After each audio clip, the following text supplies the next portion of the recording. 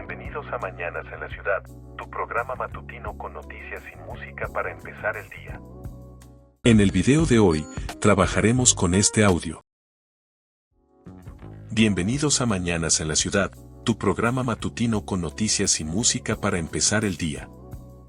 Para lograr el efecto deseado, primero buscaremos el efecto ecualizador paramétrico y lo arrastraremos sobre nuestro audio. Luego, vamos a controles de efectos y hacemos clic en el botón editar. En esta ventana, activamos estos dos botones y cambiamos el valor de este parámetro a 500 y el de este otro a 2500. Finalmente, ajustamos la ganancia a 48 decibelios en ambos lados. Ahora, escuchemos el resultado final. Bienvenidos a Mañanas en la Ciudad, tu programa matutino con noticias y música para empezar el día. Dale me gusta y suscríbete, deja tus dudas y comparte.